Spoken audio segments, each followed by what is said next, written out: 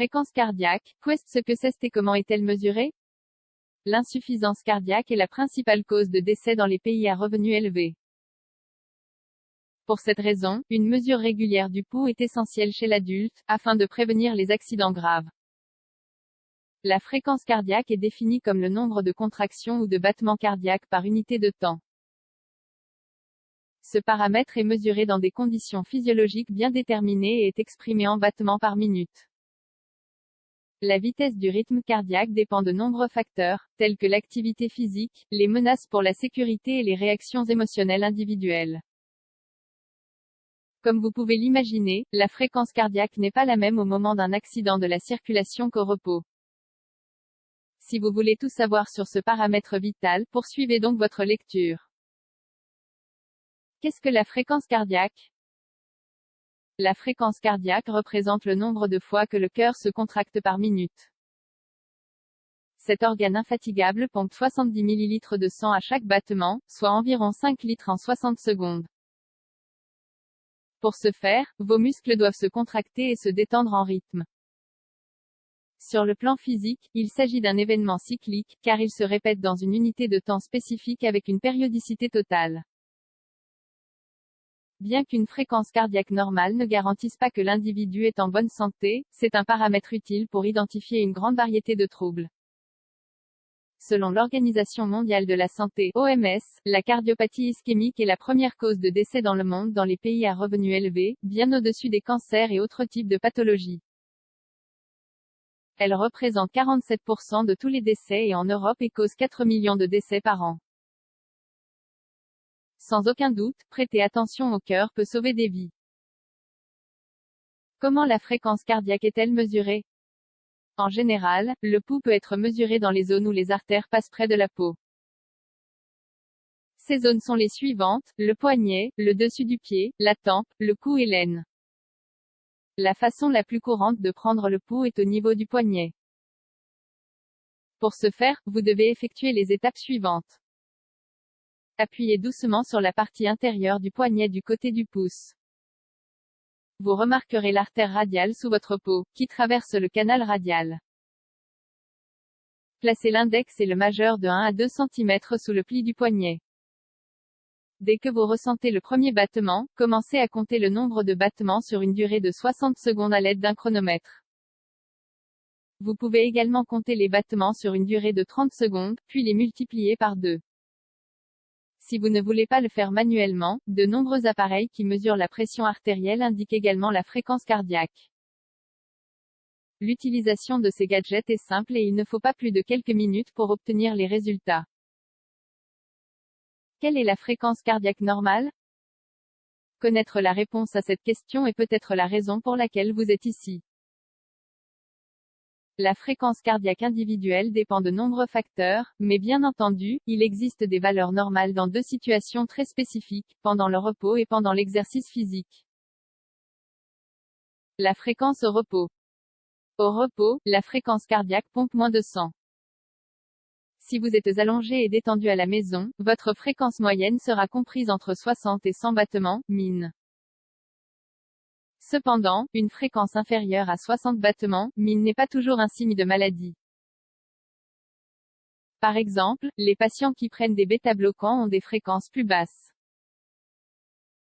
Ces substances servent à traiter les troubles du rythme cardiaque et à protéger le cœur après une crise cardiaque. D'autre part, une personne qui fait beaucoup d'exercices physiques peut également avoir une fréquence cardiaque inférieure à 60. Cela est dû au fait que le muscle cardiaque est en bonne forme et n'a donc pas besoin de travailler aussi fort pour maintenir un rythme cardiaque stable. Par ailleurs, la fréquence cardiaque normale varie considérablement en fonction de l'âge. Voici les valeurs attendues selon le groupe. Nouveau-né de 0 à 1 mois, 70 à 190 battements, min.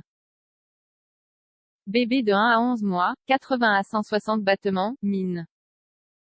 Enfant de 1 à 2 ans, 80 à 130 battements, min.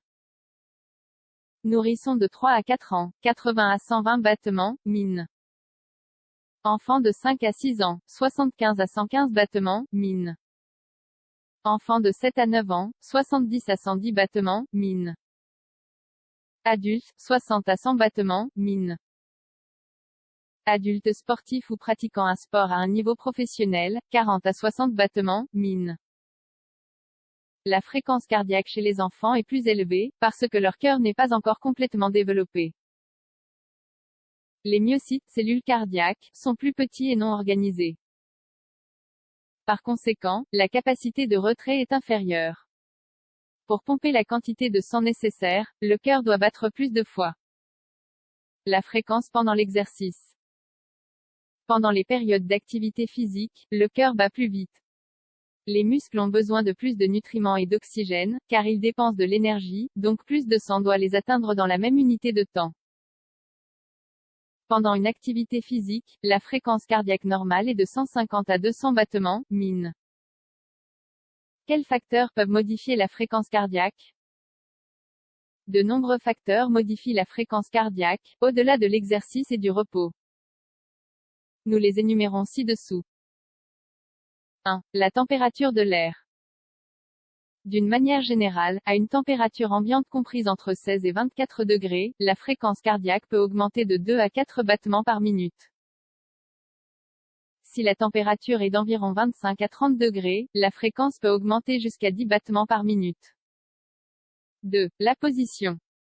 Que vous soyez assis ou debout, au repos, la fréquence cardiaque sera la même. Cependant, si vous prenez votre pouls juste après vous être assis, il peut être légèrement plus élevé que la normale. C'est pourquoi il est recommandé d'attendre quelques minutes après un changement de position pour mesurer ce paramètre. 3. Les émotions. L'anxiété, le stress et d'autres émotions peuvent augmenter le nombre de battements cardiaques. On parle de tachycardie lorsque la fréquence cardiaque est de 130 à 140 battements par minute. L'aide psychologique et l'apprentissage des techniques de relaxation sont généralement les meilleurs outils pour faire face à ce type de situation. 4. Le poids. Le poids n'affecte pas la fréquence cardiaque. Cependant, si le patient a un indice de masse corporelle très élevé, le pouls au repos peut être plus élevé que la normale. Chez les personnes obèses, le cœur doit faire plus de force pour que le sang atteigne toute la masse. 5. Les médicaments. Les bêta-bloquants sont conçus pour ralentir la fréquence cardiaque chez les patients ayant un cœur fragile. D'autre part, la prise de médicaments thyroïdiens augmente la fréquence des battements cardiaques. Vérifiez si votre fréquence cardiaque est adéquate.